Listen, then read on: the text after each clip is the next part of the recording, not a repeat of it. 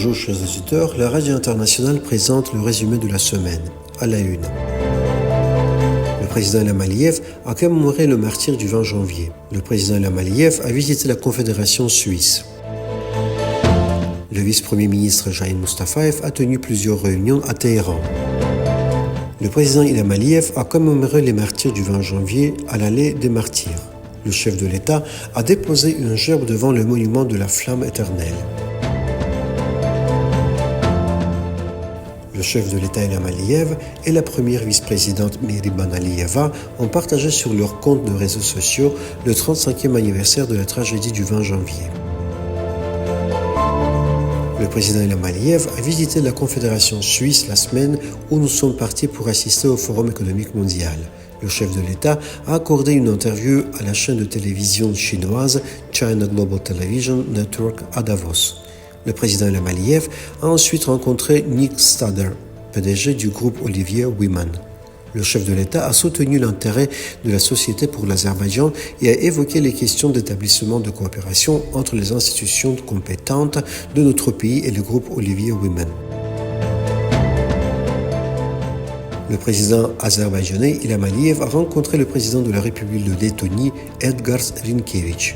The Goldman Sachs Group, à la demande des partis adverses, dans le cadre de sa visite de travail à Davos.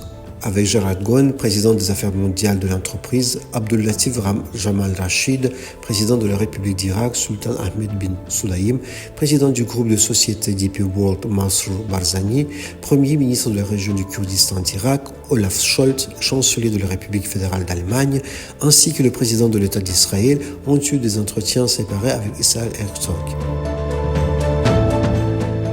Le 22 janvier, le dirigeant azerbaïdjanais Ilham Aliyev a rencontré à Davos, à la demande des partis opposés, le président ukrainien Volodymyr Zelensky, Johnny Moore, chef du Congrès américain des dirigeants chrétiens, Odile Renaud-Basso, présidente de la Banque européenne pour la reconstruction et le développement, ainsi qu'avec le premier ministre croate Andrej Plenković, ont tenu des réunions séparées.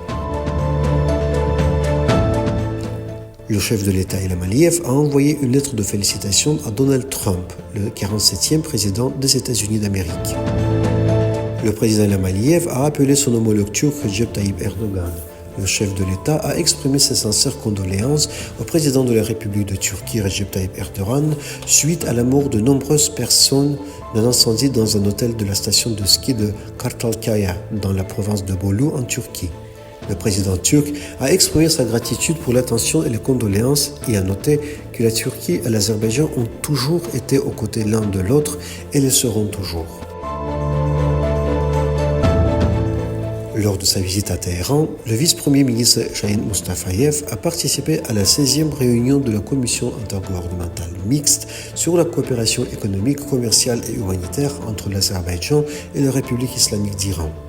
Le diplomate a également rencontré des représentants de l'État et du gouvernement de ce pays. La présidente du Milli Majlis, Saïba Gafarova, a rencontré Lorenzo Fontana, président de la Chambre des députés de ce pays, dans le cadre de sa visite officielle en République d'Italie.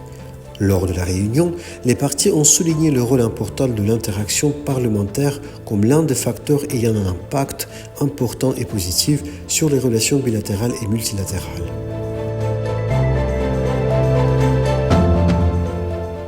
Une conférence internationale consacrée à l'île de la Réunion, alors sous domination coloniale française, s'est tenue à Bakou. À la conférence ont participé des représentants du peuple réunionnais en lutte pour l'indépendance, ainsi que des dirigeants d'organisations anticoloniales, des militants des droits de l'homme et d'autres. La conférence a permis de discuter des travaux en cours visant à inscrire la reconnaissance du droit du peuple réunionnais à l'autodétermination à l'ordre du jour des organisations internationales compétentes et des mécanismes juridiques internationaux en la matière. Chers auditeurs, vous avez écouté les nouvelles à la radio internationale.